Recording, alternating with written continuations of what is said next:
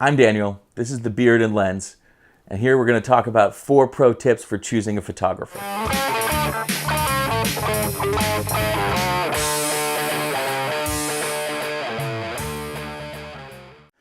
No matter what you want pictures of or for, you have to choose a photographer.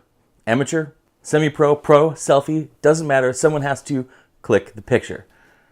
Much of my work involves portraits, so choosing a portrait photographer is what we're going to cover today, though many of the concepts apply as well to product and other commercial works.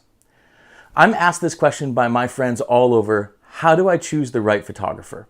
And I always recommend they consider these 4 points. Number 1, portfolio.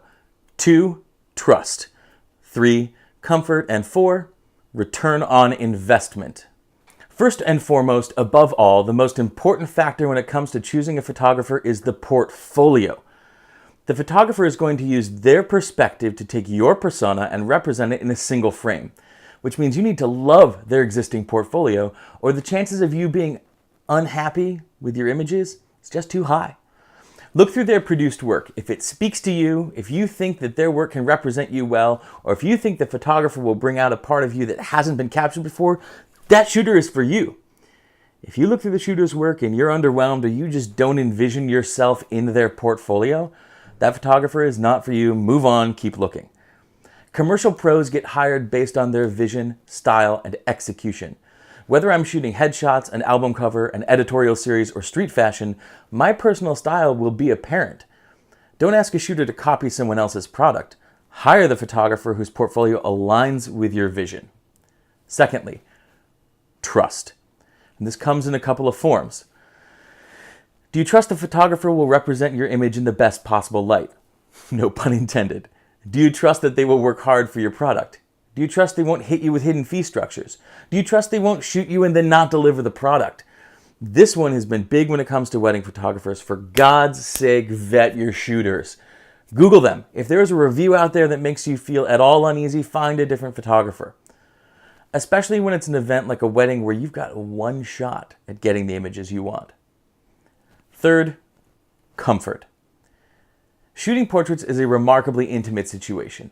In order to get the best image, the subject has to be open and vulnerable. They have to be willing to take instruction on facial expression and pose and body language. I prefer to sit down and have consultations with my clients in person, even if it's just a headshot session. If it's a big shoot, we'll meet on a separate day.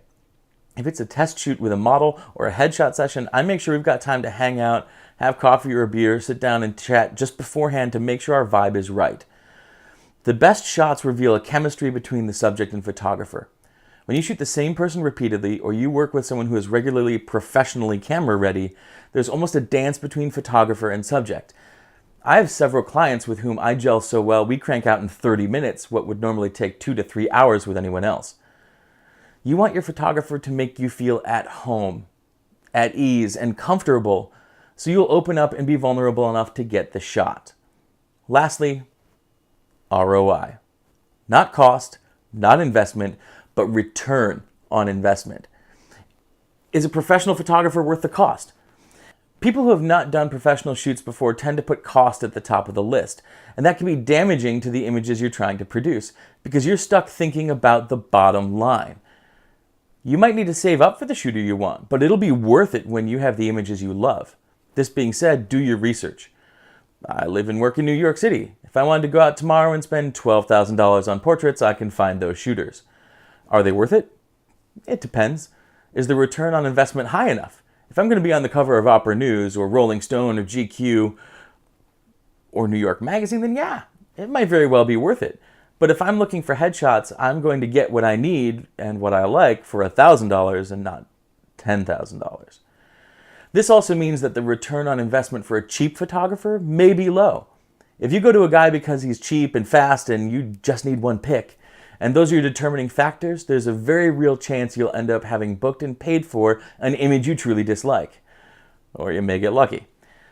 But if you take the time to do your research, look at the portfolios, and put forth the investment of both funds and time, the chances are you'll get images you want to show off, and if planned right, will have longevity. Longevity comes when the client and photographer have had clear and open dialogue about the intended use of the images. Don't be afraid to tell your shooter in a consultation what every shot will be used for, why, and for how long, what you want the images to say about your product, and whether they'll be printed or just posted online. All of these things will help you get the best return on your investment. Thanks for watching 4 pro tips for choosing a photographer with the beard and lens. Keep an eye out for more episodes and don't forget to subscribe. Remember, shoot friendly.